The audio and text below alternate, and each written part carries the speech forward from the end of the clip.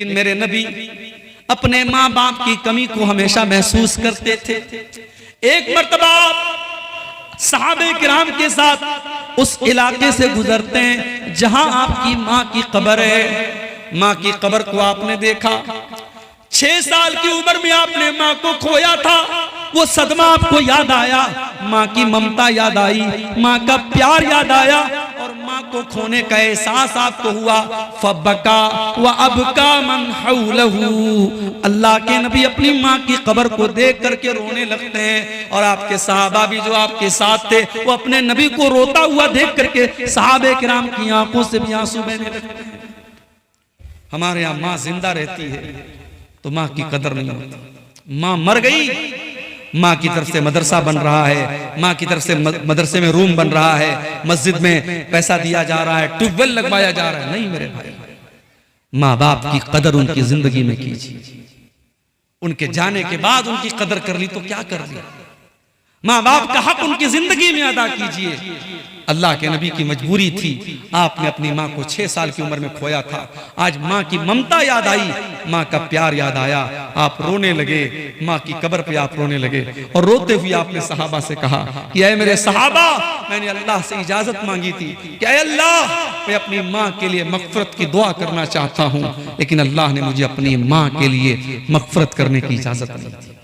ये कितनी बड़ी बात है, ये कितनी बड़ी बात है कि अल्लाह के नबी अपनी माँ के लिए मगफरत की दुआ नहीं कर सकते क्योंकि आपकी माँ का खात्मा तौहीद पर नहीं हुआ था।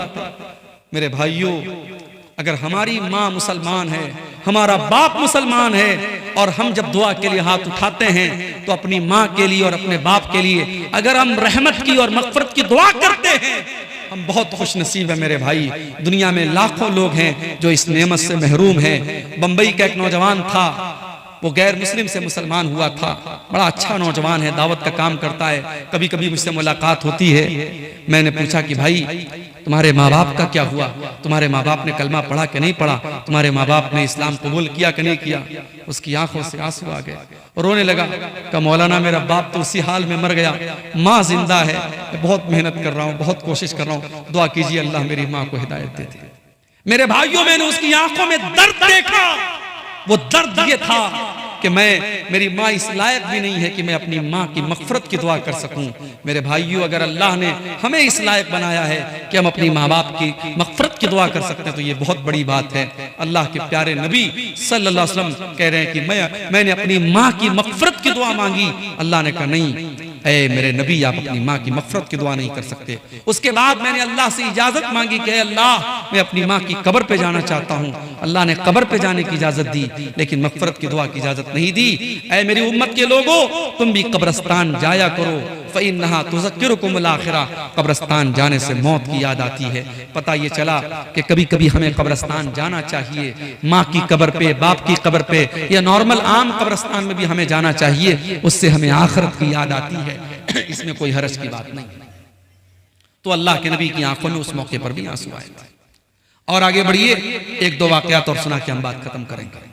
एक और मौके पर अल्लाह के प्यारे नबी की आंखों में आंसू आए थे। ये इब्ने माजा की सही रिवायत है। एक अंसारी सहाबी का जनाजा है। जनाजे में अल्लाह के नबी गए हुए और सहाबा गए हुए हैं और जनाजे को कब्र में उतारा जा रहा है और अल्लाह के नबी उसी कब्र के साइड में बैठे हुए हैं और आपने कब्र के बारे में सोचा और आप रोने लगे। कब्र के बारे में सोचकर और कब्र की जिंदगी के बारे में सोचकर के अल्लाह के नबी रोने लगे और रोते हुए आपने अपने सहाबा से कहा, लिमिस्लि हाज़ा फ़अइदू या इख़वानी, ऐ मेरे सहाबा, इस कब्र में तुम सबको जाना है, इस कब्र में जाने की तैयारी करो।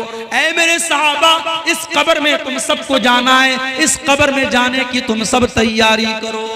मेरे भाइयों, हम जमीन जायदाद बनाते हैं, हम दौलत इकट्ठा करते हैं, हम दुनिया में बहुत सारी चीजें बनाते हैं, मगर हम कभी गौर करें, जब हम मर जाएंगे, जिस दिन हमारा इंतकाल हो जाएगा, 2 गज जमीन के अंदर हम जब दफन हो जाएंगे, मिट्टी के नीचे हम दफन हो जाएंगे और कोई जमीन हमारे साथ न जाएगी, कोई जायदाद हमारे साथ न जाएगी, कोई दौलत हमारे साथ न जाएगी।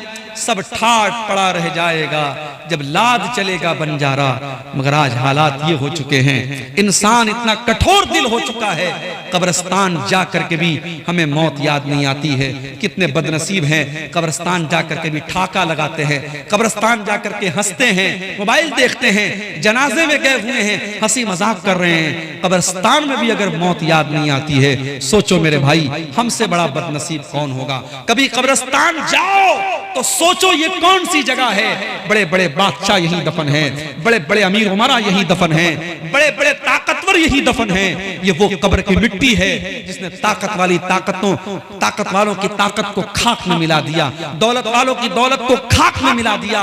सब कुछ छोड़ के हम सबको कब्र में जाना है। इसीलिए हजरत उस्मान गनी रजी अल्लाह तआला अन्हु जब किसी कब्र के पास से गुजरते थे तो रोने लगते थे। किसी ने पूछा है उस्मान गनी, जन्नत की बात आती है तो आप नहीं रोते हैं, जहन्नम की बात आती है तो आप नहीं रोते हैं, कब्र को देख करके रोने लगते हैं। उस्मान गनी ने कहा कि हाँ, मैंने अल्लाह के प्यारे नबी को फरमाते हुए सुना था, इन्नल कब्र अव्वलु मंजिल मिन मनाजिल आखिरा, बेशक कब्र आखिरत की पहली मंजिल है। जिसने कब्र की मंजिल को पार कर लिया उसके लिए आगे की मंजिलें आसान हैं। इसलिए मेरे साथियों, मैं कब्र को देखता हूं तो रोने लगता हूं।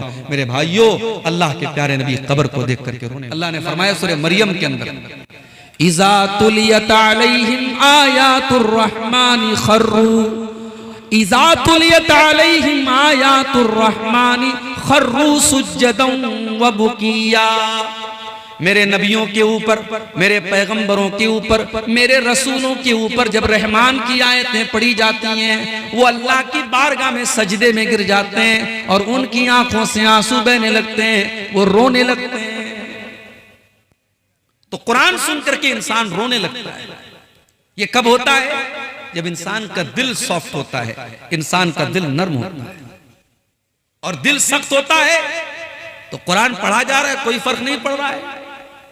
अफमिन हाज़ल हदीस ताजबून व तज़हकून वला तबकून व अंतुम सामिदून। ऐ मक्का के काफिरों, तुम्हारा दिल इतना सख्त हो चुका है, तुम्हारा दिल इतना कठोर हो चुका है, कुरान पढ़ा जाता है और तुम हंसते रहते हो, तुम मजाक उड़ाते रहते हो। इस कुरान को सुन करके तो तुम्हारी आंखों में आंसू बहना चाहिए, तुम्हें रोना चाहिए, मगर कुरान सुन करके तुम हंसी मजाक उड़ाया करते हो, तुम हंसा करते हो। तो ये रोना जो होता है मेरे भाई, ये कितनी तरीके का होता है। अल्लामा इब्न क़य्यिम ने लिखा है कि रोना 10 तरह का होता है। भाई हम तो समझते हैं इंसान रो रहा है बस एक तरीके से रो रहा है, नहीं। अल्लामा इब्न क़य्यिम लिखते हैं 10 तरीके का रोना होता है। नंबर 1, रहमत का रोना, किसी पर रहम आ गया। यह अलग बात है। इस वक्त दुनिया के एक मुल्क में छोटे छोटे बच्चों की लाशें, कटी फिटी लाशें आज दुनिया देख रही है, मगर दुनिया की आंखों में तरस नहीं आ रहा है। हमने कहीं पढ़ा था कि बच्चे सो रहे हैं, खामोश रहिए, keep quiet, keep silent, the children are sleeping. बच्चे सो रहे हैं, खामोश रहिए। मगर आज दुनिया खामोश है, द चिल्ड्रन आर डाइंग, बच्चे मर रहे हैं। फलस्तीन की सरजमीन पर छोटे छोटे बच्चे मर रहे हैं मेरे भाई, हॉस्पिटलों पर बमबारी हो रही है। दुनिया को कोई फर्क नहीं पड़ रहा है, दुनिया बेरहम हो चुकी है, क्योंकि कटने वाला बच्चा मुसलमान का बच्चा है और बहने वाला खून मुसलमान का। तो एक रोना होता है रहमत का रोना, किसी पर रहम आता है, किसी पर तरस आता है, आदमी रोने लगता है। और एक रोना होता है खौफ का रोना, डर होता है, पता नहीं क्या होगा, किसी आने वाली चीज का खतरा महसूस करके इंसान रोने लगता है। और एक मोहब्बत का रोना होता है, बच्चा घर से जा रहा है, मां रो रही है, शौहर परदेश जा रहा है, बीवी रो रही है, बेटा जा रहा है, मां रो रही है। ये रोना मोहब्बत का रोना होता है। एक होता है खुशी का रोना, और अल्लामा इब्न क़य्यिम ने यह भी लिखा कि खुशी का जो रोना होता है उसका आंसू अलग होता है, और गम का जो रोना होता है उसका आंसू अलग होता है। गम और तकलीफ में जब आदमी रोता है तो आंसू गर्म होता है, और खुशी में जब रोता है तो आंसू ठंडा होता है। अल्लाह। इब्ने क़य्यिम भी क्या चीज थे भाई, अल्लाह अकबर, बहुत बड़ी चीज थी भाई। रोने पर कितनी तहकीक कर रहे हैं, कह रहे खुशी का रोना अलग है, गम का रोना अलग है। उसके बाद कहते हैं एक रोना होता है तकलीफ बर्दाश्त करने का रोना। कहीं बदन में चोट लगी, अब इंसान उस तकलीफ को बर्दाश्त कर रहा है, रो रहा है। एक रोना होता है गम का रोना, कोई मर गया, कोई एक्सीडेंट हो गया, कोई हादसा हो गया, कोई नुकसान हो गया, इंसान रो रहा है। एक रोना होता है कमजोरी का रोना, इंसान बूढ़ा हो गया, 70-80 साल का हो गया, अब बदन कमजोर हो गया, अब जरा जरा सी बात पे रोने लगता है, ये कमजोरी का रोना है। और एक रोना होता है निफाक का रोना, रोने का नाटक करना। जैसे यूसुफ अलैहिस्सलाम के भाई जब हजरत यूसुफ को कुएं में डाल के आते हैं तो अपने बाप के सामने कुरान कहता है फजाऊ अबाहुम इशाअन यबकून, अपने बाप के पास रोते हुए आते हैं। ये नकली रोना था, ये बनावटी रोना था। और एक रोना होता है किराए का रोना। अरब में क्या करते थे, किसी के मरने पर कुछ औरतों को बुला के पैसा देके उनको रुलाते थे, वो किराए का रोना होता था। और एक रोना होता है मुआफकत का रोना, कोई रो रहा है उसको देख के हम रोने लगे, ये मुआफकत का रोना। ये 10 टाइप का रोना होता है। अल्लाह को कौन सा रोना पसंद है? अल्लाह को वो रोना पसंद है जो अल्लाह के डर से, अल्लाह के खौफ से इंसान की आंखों से आंसू बहे। अल्लाह के प्यारे हबीब फरमाते हैं सल्लल्लाहु अलैहि वसल्लम, कल कयामत का दिन होगा, सूरज 1 मील की दूरी पर होगा। अल्लाह रब्बुल आलमीन अपने कुछ खास बंदों को अपने अर्श का साया देगा। उन खास बंदों में, उन स्पेशल बंदों में एक वो इंसान भी होगा, वह रजुलुन ज़करल्लाह खालियन फफाज़त ऐना, जिसने तन्हाई में, अकेले में अल्लाह को याद किया होगा और उसकी आंखों से आंसू बहने लगे होंगे। अकेले में अपने गुनाहों को याद करके अल्लाह की बारगाह में वो रोया होगा, उसकी आंखों से आंसू बह रहे होंगे। वो आंसू अल्लाह को बहुत पसंद है, अल्लाह को वो आंसू बहुत पसंद है मेरे भाई। जिस आंख से अल्लाह के खौफ से आंसू बहे, उस आंख को अल्लाह ताला जहन्नम में नहीं डालेगा। अल्लाह के नबी फरमाते हैं ऐनानी ला तमस्सुहुमन नार, ऐनुन बातत तहरुसु फी सबीलिल्लाह व ऐनुन बकत मिन खशियतिल्लाह। 2 आंखें ऐसी हैं, उन आंखों को अल्लाह ताला जहन्नम में नहीं डालेगा। एक वो आंख है जो अल्लाह के रास्ते में पहरेदारी करती है, चौकीदारी करती है, और एक दूसरी आंख है जो अल्लाह के खौफ से आंसू बहाती है, जिसमें से अल्लाह के खौफ से आंसू बहता है। जिस आंख से अल्लाह के खौफ से आंसू बहता है, उस आंख को अल्लाह ताला जहन्नम की आग में नहीं डालेगा मेरा। अब एक सवाल यह है, क्या हमारे नबी रोते थे? जी हां, हमारे नबी सल्लल्लाहु अलैहि वसल्लम भी रोते थे, क्योंकि आप बशर थे, आप इंसान थे। आपके ऊपर भी मुसीबतें आई, तकलीफें आई, ट्रेजेडी आई, और जब आपके ऊपर कोई तकलीफ आई तो आप रोते थे, आपकी आंखों से भी आंसू बहते थे। अच्छा, आपके रोने का अंदाज कैसा था? हजरत अब्दुल्लाह बिन शिखीर रजी अल्लाह ताला अन्हु कहते हैं, एक मर्तबा में आया, अल्लाह के प्यारे हबीब सल्लल्लाहु अलैहि वसल्लम नमाज पढ़ रहे थे। अल्लाह के हबीब नमाज पढ़ रहे थे और अल्लाह के रसूल रो रहे थे। हजरत अब्दुल्लाह कहते हैं, मैंने देखा कि अल्लाह के नबी रो रहे हैं, और आप के रोने का अंदाज कैसा था? वफी सदरिही अजीजुन का अजीजुल मिर्जल, जिस तरीके से चूल्हे पर हांडी रखी हो, चूल्हे के ऊपर कोई बर्तन रखा हो और बर्तन के अंदर कोई चीज पक रही हो धीरे धीरे, जिस तरीके से उस हांडी के पकने की आवाज आती है, अल्लाह के प्यारे हबीब के सीने से आवाज आ रही थी। अल्लाह के नबी नमाज की हालत में रो रहे थे और आपके रोने से उस तरीके की आवाज आ रही थी। तो आज की तकरीर में मेरे भाइयों, हम अल्लाह के नबी के सीरत से कुछ वाकयात आपके सामने बयान करेंगे, कुछ ऐसे मवाक़े आपके सामने बयान करेंगे जब अल्लाह के प्यारे नबी सल्लल्लाहु अलैहि वसल्लम की आंख से आंसू बहे थे। और ये वाकयात बयान करने का मकसद ये है कि हमारे नबी तो हम सब के लिए नमूना है, आइडियल है, उसवे हसना है। हम अपने आप को परख करके देखें कि जिस मौके पर नबी की आंख में आंसू आए थे, हमारी आंख में आंसू आते हैं कि नहीं। उस मौके पर हमें हमारी आंखों का क्या हाल होता है, हम अपना मुहासबा भी इंशाअल्लाह करने की कोशिश करेंगे। आइए देखते हैं। रमजान सन 2 हिजरी, बद्र का मैदान, मुसलमानों की तादाद 313, दुश्मनों की तादाद 1000। 313 मुसलमानों का मुकाबला 1000 काफिरों से है। और अल्लाह के प्यारे नबी बद्र की लड़ाई के एक दिन पहले जो रात गुजरती है, हजरत अली कहते हैं पूरी रात अल्लाह के नबी अल्लाह की बारगाह में रोते रहे और दुआ करते रहे। लड़ाई शुरू होने के पहले मैदान जंग के किनारे अल्लाह के प्यारे नबी किबला रुख हो जाते हैं, अपने दोनों हाथों को उठाते हैं और अल्लाह की बारगाह में दुआएं करते हैं। अल्लाहुम्मा अंजिज़ली मा वअदतनी, अल्लाहुम्मा आतिनी मा वअदतनी। आय अल्लाह, तूने वादा किया था तू अपने बंदे की मदद करेगा। आय अल्लाह, आज तेरी मदद का पूरा करने का टाइम आ चुका है। आय अल्लाह, तू आज मेरी मदद फरमा, जो वादा किया था अपने वादे को पूरा फरमा। अल्लाहुम्मा इन तोलिक हाज़िहिल इसाबत मिन अहलिल इस्लाम ला तुबद फिल अर्ज़। आय अल्लाह, अगर ये मुट्ठी भर मुसलमान आज हलाक हो गए तो फिर रूए जमीन पर तेरा नाम लेने वाला, तेरा कलमा पढ़ने वाला, तेरी तौहीद का इकरार करने वाला कोई ना होगा। अल्लाह के नबी रो रहे हैं और हजरत अबू बकर सिद्दीक कहते हैं कि अल्लाह हत्ता सकत रिदाउ, रोते रोते आपकी चादर आपके कंधे से गिर जाती है।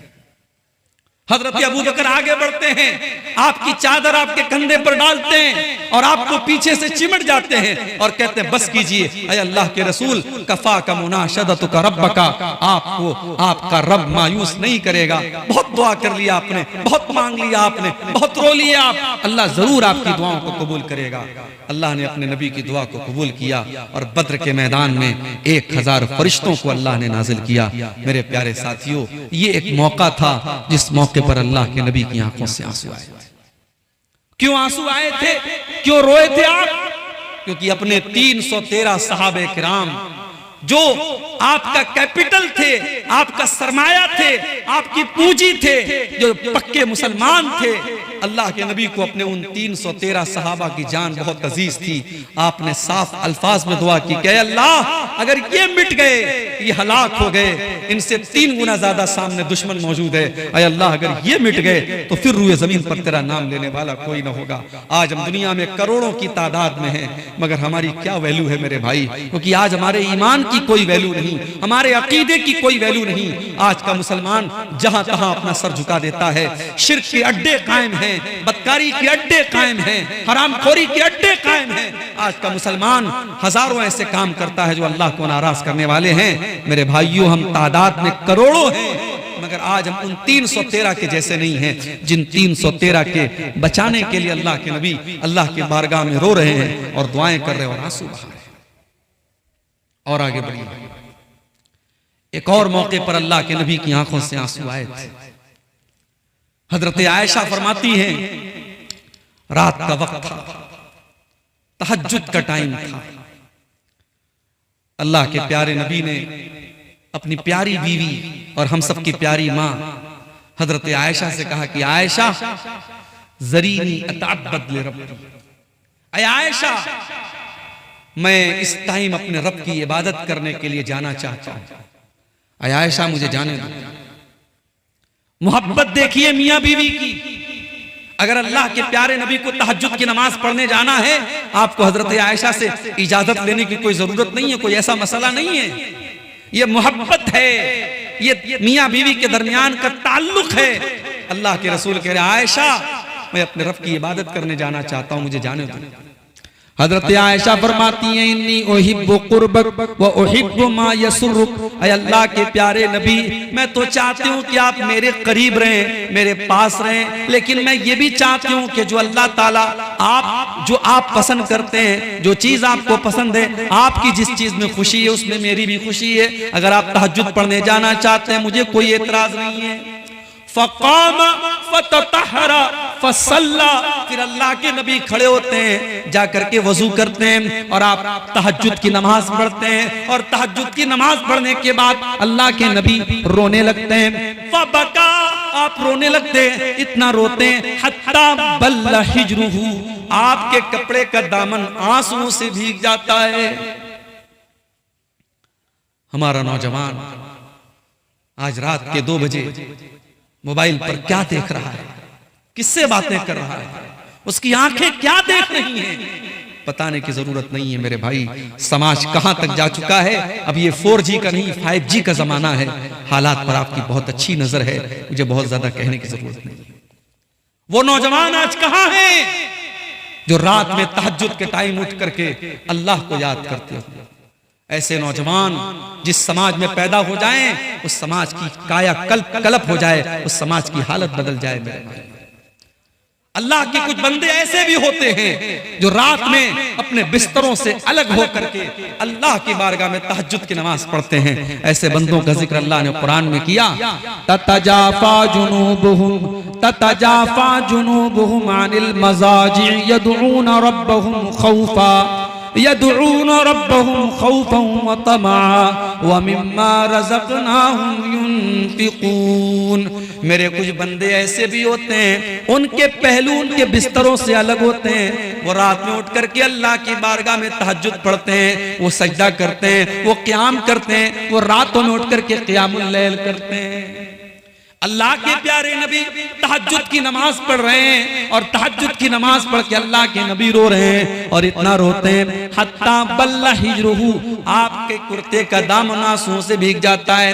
फिर आप रोते हैं, और फिर हदीस के अल्फाज हैं, सही इब्न हिब्बान की सही रिवायत है, फिर आप इतना रोते हैं हत्ता बल्लत लिहयतुहु, आपकी पूरी दाढ़ी आंसुओं से तर हो जाती है। फिर आप रोते हैं, इतना रोते हैं हत्ता बल्लतिल अर्ज़ु, यहां तक कि जमीन आपके आंसुओं से भीग जाती है। उसके बाद फजर का टाइम हो जाता है, हजरत बिलाल आते हैं, अय अल्लाह के नबी आप रो रहे हैं, और आप इतना रो रहे हैं, आपकी दाढ़ी आंसुओं से भीगी हुई है, आपके कुर्ते का दामन आंसुओं से भीगा हुआ है, अय अल्लाह के नबी आप इतना क्यों रो रहे हैं? आप तो अल्लाह के आखिरी नबी हैं, आप तो बख्शे बख्शाए हैं, आप तो मगफूर लहू हैं। अय अल्लाह के नबी आपको इतना रोने की और अल्लाह की बारगाह में इतना गिड़गिड़ाने की क्या जरूरत है? अल्लाह के नबी फरमाते हैं अफला अकूनु अब्दन शकूरा, ऐ बिलाल अगर अल्लाह ने मुझे अपना आखिरी नबी बनाया है और अल्लाह ने मुझे ये मकाम दिया है, ऐ बिलाल क्या मैं अपने रब का शुक्रगुजार बंदा न बनूं? ऐ बिलाल क्या मैं अपने रब का शुक्रिया अदा न करूं? उसके बाद आपने फरमाया ऐ बिलाल वक़द नज़लत अलैया लैलत आयातुन, ऐ बिलाल आज की रात मेरे ऊपर कुछ आयतें नाजिल हुई हैं, वैलुल लिमन क़रअहा वलम यतदब्बरहा, जो आदमी उन आयतों को पढ़े और उन आयतों के अंदर गौर न करे, उन आयतों के अंदर इबरत हासिल न करे, ऐ बिलाल उस इंसान के लिए मैं बद्दुआ कर रहा हूँ, वो बर्बाद हो जाए, उसके लिए वैल है, तबाही है कि उन आयतों को पढ़ने के बाद उनके ऊपर गौर न करे।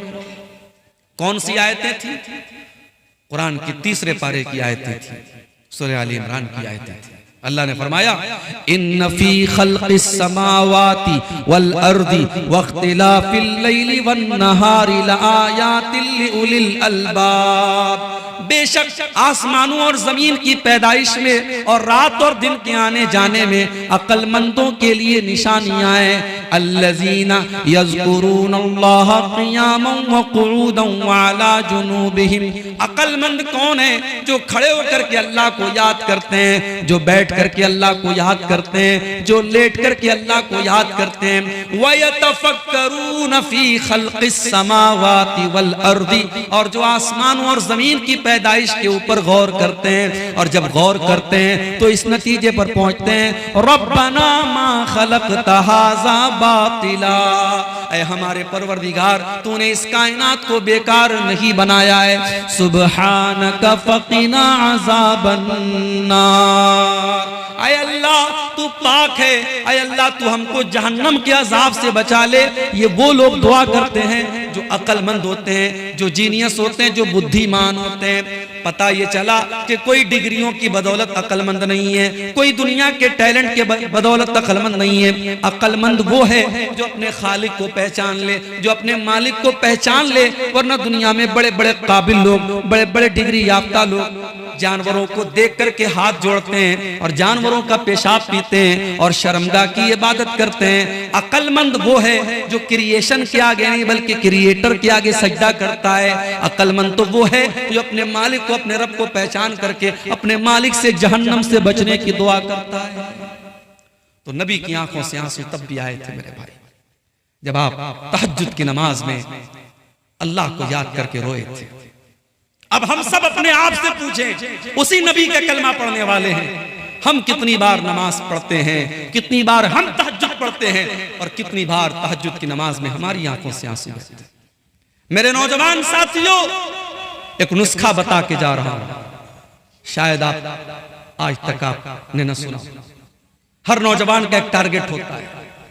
कोई आईएएस ऑफिसर बनना चाहता है, कोई डॉक्टर बनना चाहता है, कोई कुछ बनना चाहता है। मैं कहता हूं आओ, तुम्हारी जिंदगी के जो भी टारगेट हैं, जो भी एम्स हैं, जो भी गोल्स हैं, जो भी मकसद है, तुम मेहनत कर रहे हो, बहुत अच्छी बात है।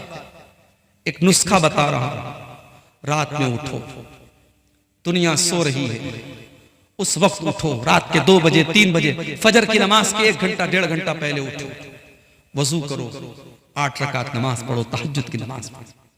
फिर अल्लाह के सामने अपनी झोली फैला दो कि अल्लाह मेरी जिंदगी का ये मकसद है, अल्लाह मुझे मेरे मकसद में कामयाब कर दे। मैं पूरे यकीन के साथ कहता हूं मेरे भाइयों, ये वो वक्त है जब रब्बुल आलमीन खुद आपकी दुआओं को कबूल करने के लिए आवाज देता है। ये वो टाइम है जब अल्लाह खुद आसमान दुनिया पर नाजिल होता है और आवाज देता है कि मांगो मैं दूंगा मेरे बंदों, मुझसे सवाल करो मैं तुम्हारे सवाल को कबूल करूंगा। अपने मकसद को पूरा करना है मेरे भाइयों, उस अल्लाह से मांगो जिसके दर से कोई खाली हाथ नहीं लौटता है। दुनिया वालों से क्या मांगना, दुनिया वाले तो आपको ठुकरा भी सकते हैं, दे भी सकते हैं। उस अल्लाह से मांगो जिसके दर पे मांगने वाला कभी मायूस नहीं होता है, जिसके दर पे मांगने वाला कभी बदनसीब नहीं होता है। मेरे प्यारे साथियों, नबी अकरम ने हमें यह सबक दिया कि तहज्जुद की नमाज पढ़ी जाए और तहज्जुद की नमाज के वक्त अल्लाह को याद करके आंखों से आंसू आ जाएं। ये मेरे नबी का शेवा था, ये मेरे नबी की आदत थी। और आगे बढ़िए, एक और मौके पर अल्लाह के नबी की आंखों से आंसू आए थे। बुखारी के अल्फाज है, मुस्लिम के अल्फाज है। अल्लाह के प्यारे नबी सल्लल्लाहु अलैहि वसल्लम अपने सहाबी हजरत अब्दुल्लाह बिन मसूद से कहते हैं, अय अब्दुल्ला इक़रा अलैयल कुरान, अय अब्दुल्ला तुम मुझे कुरान पढ़ करके सुनाओ। हजरत अब्दुल्लाह बिन मसूद कुरान के बहुत अच्छे कारी थे। आज हमारे यहाँ बच्चों की तारीफ होती है, साहब हमारा बच्चा तो बड़ा काबिल है। क्या काबिलियत है भाई? हमारा बच्चा क्रिकेट बहुत अच्छी खेलता है, हमारी बेटी बहुत काबिल है। क्या काबिलियत है? हमारी बेटी डांस बहुत अच्छा करती है, हमारी बेटी गाना बहुत अच्छा गाती है। मेरे भाइयों, हमारी जुबान से कब ये लफ्ज निकलेगा हमारा बच्चा कुरान बहुत अच्छा पढ़ता है। अभी फलस्तीन का एक वीडियो हमने देखा, पीछे बिल्डिंग का मलबा है, पीछे मकानात टूटे पड़े हैं और एक मासूम बच्चा 7-8 साल का उसी मकान के मलबे पर बैठ करके कुरान पढ़ रहा है। अल्लाह की कसम, इमाम हरम और मस्जिद नबी में कुरान पढ़ने वाले की जो उसका जो मकाम है और उनका जो दर्जा है वो अपनी जगह है, मगर उन हालात में और उस मलबे के आगे बैठ करके वो बच्चा जिस तरीके से कुरान पढ़ रहा है, मेरे भाइयों, उस बच्चे की कुरान की तिलावत सुन करके दिल खुश हो जाता है। मेरे भाइयों, कुरान का पढ़ना और कुरान का पढ़ाना दुनिया का सबसे अजीम काम है। कभी भी कुरान पढ़ने वालों को और कुरान पढ़ाने वालों को कभी हकीर मत जानो। अल्लाह के प्यारे नबी फरमाते हैं, खैरुकुम मन तअल्लमल कुरान व अल्लमहु, तुम में सबसे बेहतरीन इंसान वो है जो कुरान को पढ़ता है, कुरान को पढ़ाता है। हजरत अब्दुल्लाह बिन मसूद कुरान के बहुत अच्छे कारी थे, इतना अच्छा कुरान पढ़ते थे कि अल्लाह के नबी फरमाते हैं, अगर किसी को कुरान ऐसा सुनना हो जैसे कुरान अभी ताजा ताजा उतरा है, बिल्कुल ताजा ताजा कुरान सुनना हो, वो अब्दुल्लाह बिन मसूद से कुरान सुन ले। तो आपने फरमाया कि ऐ अब्दुल्ला, चलो तुम मुझे कुरान पढ़ के सुनाओ। हजरत अब्दुल्ला ने फरमाया, अक़रउ अलैका व अलैका उन्ज़िल, ऐ अल्लाह के नबी मैं आपको कुरान कैसे पढ़ के सुनाऊं? ये कुरान तो आप ही के ऊपर उतरा है, आप तो खुद साहिब कुरान है, आए अल्लाह के नबी, आप तो दिन रात कुरान पढ़ते रहते हैं, मैं आपको कुरान कैसे पढ़ के सुनाऊं? आपने फरमाया इन्नी उरीदु अन अस्माहु मिन गैरी। आए अब्दुल्ला, आज मैं दूसरे के मुंह से कुरान सुनना चाहता हूं। ओ लोगों, तुम्हारा नबी तो कुरान सुनने की तमन्ना कर रहा है, तुम्हारे नबी तो कुरान सुनने की ख्वाहिश कर रहे हैं। और मेरे नौजवान साथियों, तुम तो कानों में ईयरबड्स लगा करके और हेडफोन लगा करके तुम तो म्यूजिक सुन रहे हो, तुम तो गाने सुन रहे हो, तुम तो कार चलाने के टाइम भी गाने सुन रहे हो, तुम तो बाइक चलाने के टाइम भी गाने सुन रहे हो। अल्लाह न करे बाइक का हादसा हो जाए, कार का एक्सीडेंट हो जाए और उसी हालत में नौजवान की मौत हो जाए। अल्लाह के नबी फरमाते हैं इन्नल अब्द युबासु अला मा माता अलैहि, बंदा जिस हाल में मरेगा उसी हाल में कयामत के दिन उठाया जाएगा। जो गाना सुन रहा है, जो म्यूजिक सुन रहा है, जो कानों में लगा करके बॉलीवुड के सॉन्ग सुन रहा है, उसी हालत में कल कयामत के दिन उठाया जाएगा। वो कयामत के दिन भी गाना सुनते हुए और म्यूजिक सुनते हुए उठेगा। और बेगैरत कहता है कि मेरे दिल को सुकून मिलता है, कहता है म्यूजिक सुन करके मेरे दिल को सुकून मिलता है। तेरे दिल को सुकून इसलिए मिलता है क्योंकि तेरा दिल मर चुका है, तेरा दिल डेड हो चुका है, मुर्दा हो चुका है। जिस दिल में ईमान की जिंदगी होगी उस दिल को म्यूजिक से सुकून नहीं मिलेगा, उस दिल को कुरान से सुकून मिलेगा। मेरा रब कहता है अला बिज़िक्रिल्लाहि तत्मइन्नुल कुलूब, मेरे बंदो ईमान वालों के दिलों को तो कुरान से सुकून मिलता है, अल्लाह के जिक्र से सुकून मिलता है। आपने फरमाया अब्दुल्ला, तुम मुझे कुरान पढ़ के सुनाओ, मैं आज सुनना चाहता हूं। हजरत अब्दुल्ला कहते हैं फ़क़रातु अलैहि सूरत अन्निसा, मैं अल्लाह के नबी को सूरह निसा पढ़ के सुनाने लगा। मैं सूरह निसा की तिलावत करने लगा, अल्लाह के नबी गौर से बैठ करके सुनने लगे। मैं पढ़ रहा हूँ, अल्लाह के नबी सुन रहे हैं, यहाँ तक कि मैं सूरह निसा की आयत पर पहुंचा। फ़कैफ़ इज़ा जिना मिन कुल्लि उम्मतिन बिशहीद व जिना बिका अला हाउलाई शहीदा। जब मैं इस आयत पर पहुंचा, अल्लाह फरमाता है ऐ मेरे नबी, आपका क्या हाल होगा जब हम हर उम्मत में से एक गवाह लाएंगे और ऐ नबी आपकी उम्मत पर हम आपको गवाह बनाएंगे। जब मैं इस आयत पर पहुंचा, अल्लाह के नबी ने फरमाया बस करो ऐ अब्दुल्ला, बस करो, रुक जाओ। फैज़ा ऐनाहु तज़रिफ़ान, मैंने नजर उठा के देखा तो अल्लाह के प्यारे नबी की आंखों से आंसू बह रहे थे, अल्लाह के नबी रो रहे थे। आपको अपने कंधे पर डाली जाने वाली जिम्मेदारी का एहसास हो रहा था। कयामत के दिन अल्लाह ताला सारी उम्मत पर आपको गवाह बनाएगा। इस जिम्मेदारी का एहसास करके और इसके बारे में सोच करके अल्लाह के नबी रो रहे थे। आपने फरमाया अब्दुल्ला बस करो। मैंने नजर उठा के देखा तो अल्लाह के नबी की दोनों आंखों से ज़ारो कतार आंसू बह रहे हैं। नबी अकरम ने हमको सबक दिया, जिस चीज की जिम्मेदारी आपके कंधे पे डाली जाए उस जिम्मेदारी का एहसास महसूस करो मेरे भाई। मदरसे का नाजिम बनना आसान काम है, जमीयत का जिम्मेदार बनना बहुत आसान काम है, मस्जिद का मुतवल्ली बनना बहुत आसान काम है, मगर इस जिम्मेदारी को निभाना और इसका हक अदा करना ये बड़ा मुश्किल काम है। अगर लोगों को मालूम हो जाए ओहदे और जिम्मेदारी का क्या हक है तो शायद ओहदे के लिए और कुर्सियों के लिए जो लड़ाइयां होती हैं ये लड़ाइयां होनी बंद हो जाएं। मेरे प्यारे साथियों, अल्लाह के प्यारे नबी ने हमें सबक दिया।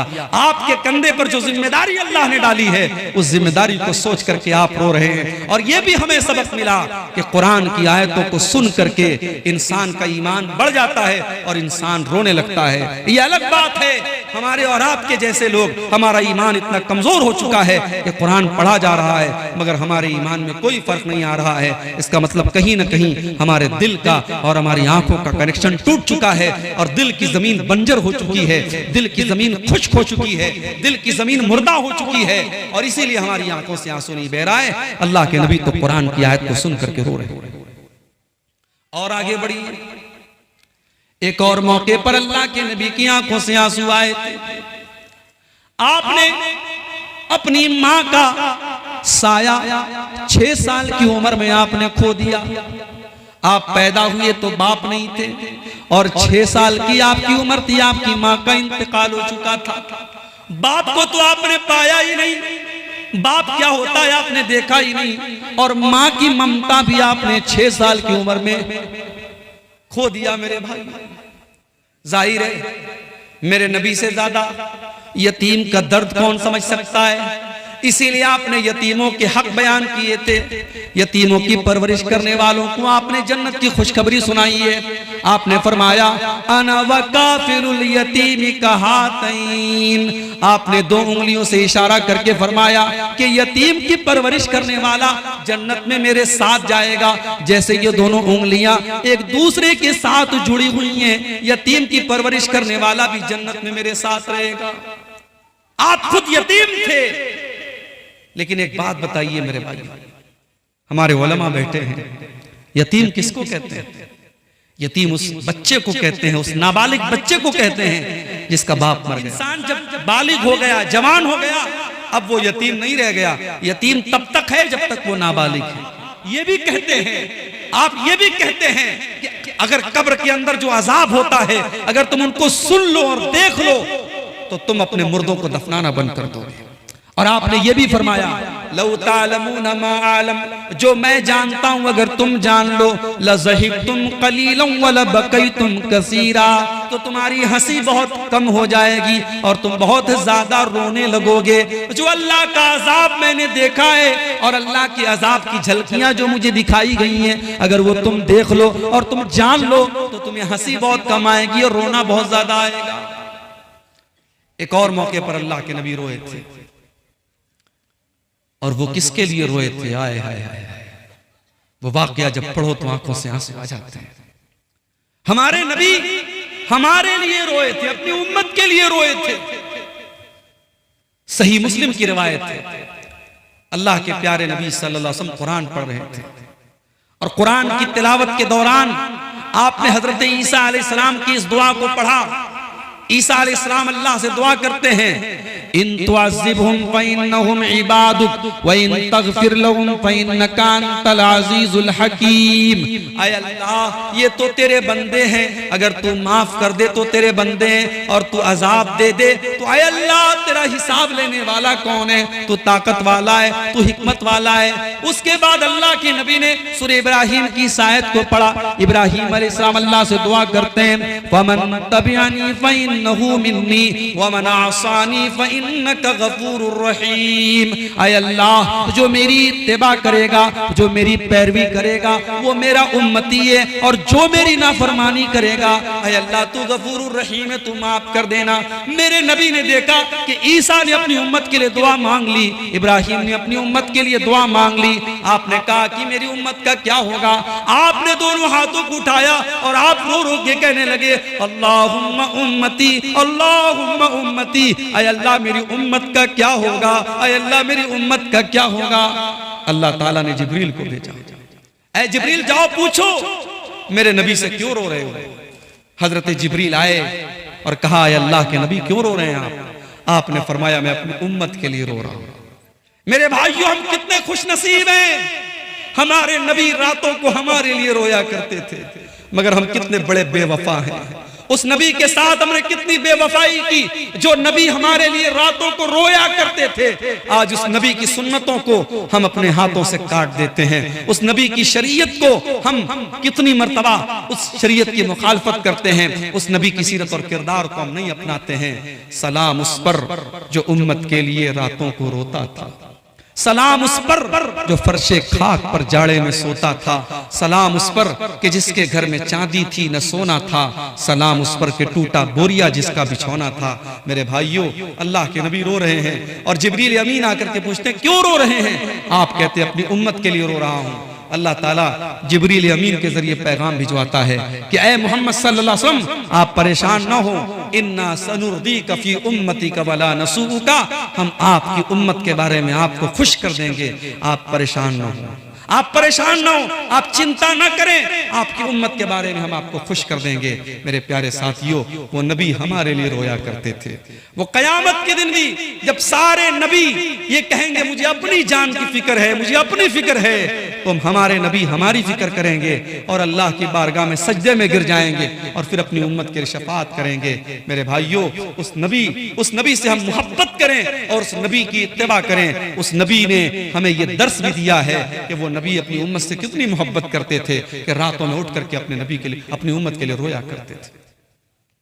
और आगे बढ़िए, अल्लाह के नबी एक और मौके पर रोए थे।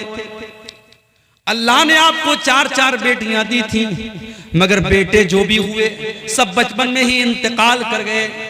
आखिरी बेटा आपको पैदा हुआ, बेटे का नाम अपने बाप इब्राहिम के नाम पर आपने इब्राहिम रखा। ये हजरत मारिया के पेट से पैदा हुए थे। आपने अरब के दस्तूर के मुताबिक उस बच्चे को देहात में दाई का दूध पीने के लिए भेजा। बच्चा देहात में पल रहा था, 1.5 साल का बच्चा हो चुका था। बच्चा बीमार पड़ गया, आपको खबर मिली, आप बच्चे को देखने के लिए जाते हैं। सहाबे किराम की एक जमात भी आपके साथ जाती है। आप जब वहां पहुंचते हैं, आपने अपने बेटे इब्राहिम को अपने हाथों में लिया।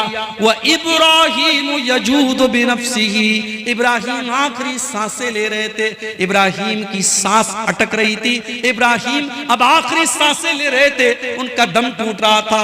अल्लाह के नबी अपने आप को मजबूर महसूस कर रहे थे। आपका बेटा आपकी गोद में आपके हाथों में दम तोड़ रहा था, आपकी आंखों से आंसू बहने लगते हैं। हजरत अब्दुर्रहमान इब्न औफ कहते हैं, अय अल्लाह के नबी ये क्या बात है, हम आपको रोता हुआ देख रहे हैं, आप क्यों रो रहे हैं? आपने फरमाया, अय अब्दुर्रहमान, हाज़िही रहमतुन जअलहा अल्लाहु फी क़ुलूबि इबादी। अय अब्दुर्रहमान, मैं अगर एक नबी हूँ, अगर मैं एक रसूल हूँ, तो मैं एक बाप भी हूँ, और एक बाप के आंसू हैं जो अपने बेटे के लिए निकल रहे हैं, ये अल्लाह की रहमत की निशानी है जो अल्लाह ने अपने बंदों के दिल में डाली है। आपकी आंखों के सामने आपके बेटे का इंतकाल हो गया और इब्राहिम का दम टूट गया, और आपने क्या फरमाया, इन्नल आइन तदमा वल क़ल्ब यहज़ुन वला नक़ूलु इल्ला मा यरज़ा रब्बुना। ऐ इब्राहिम, तेरे बाप की आंखों से आंसू बह रहे हैं, तेरे बाप का दिल गमगीन है। ऐ इब्राहिम, तेरे जाने से तेरा बाप बहुत गमगीन है, मगर तेरा बाप अपनी जुबान से कोई ऐसी बात नहीं निकालेगा जिससे अल्लाह नाराज हो जाए। ये था मेरे नबी का रोना। मेरे नबी अपने बच्चे की वफात पर भी रोए हैं, तो वो कंट्रोल के साथ रोए हैं। वो रोना ऐसा नहीं है आपने कपड़े फाड़े हो, आपने सीना पीटा हो, आपने कोई ऐसी बात कही हो। आज उसी नबी के नवासे की शहादत के नाम पे हर साल मुहर्रम में पूरी दुनिया में क्या क्या नहीं होता है मेरे भाइयों। काश दुनिया को ये बात समझ में आती कि मेरे नबी ने गम के इजहार का तरीका भी बताया है। मेरे नबी ने खुद अपने बेटे की वफात पर जो गम जाहिर किया है मेरे भाइयों, आपकी आंखों से आंसू तो बहे हैं, मगर ना आपने सीना पीटा है, ना काले कपड़े पहने हैं, ना आपने जुबान से कोई ऐसी बात कही जिससे अल्लाह नाराज हो जाए। एक और मौके पर अल्लाह के नबी रोए थे। आपके पास खबर आई आपके नवासे का आखिरी टाइम है। आपकी बेटी ने पैगाम भिजवाया कि अब्बा जान जल्दी से आ जाइए, आपका नवासा बीमार है, आखिरी टाइम है। आपने अपनी बेटी के पास पैगाम भिजवाया कि जाओ मेरी बेटी से कह दो, इन्ना लिल्लाहि मा आता व लहु मा अखज़, अल्लाह ताला जो चाहे दे दे, जो चाहे ले ले, व कुल्लु शैइन इंदहु बिअजलिन मुसम्मा, हर चीज का अल्लाह ताला के एक टाइम मुकर्रर है। फल तस्बिर वल तहतसिब, जाओ मेरी बेटी से कह दो वो सब्र से काम ले और सवाब की उम्मीद रखे। बेटी ने फिर पैगाम भिजवाया, अब्बा जान जल्दी से आ जाइए, आपका नवासा आखिरी सांसें ले रहा है। अल्लाह के नबी सहाबे किराम को लेकर के पहुंचे अपनी बेटी के घर, और आपने अपने नवासे को गोद में लिया।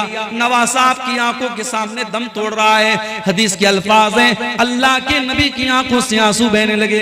हजरत साद बिन उबादा ने कहा, ऐ अल्लाह के नबी हम क्या देख रहे हैं, आपकी आंखों में भी आंसू बह रहे हैं। आपने फरमाया कि हाँ ऐ साद बिन उबादा, हाज़िही रहमतुन, ये अल्लाह की रहमत की निशानी है।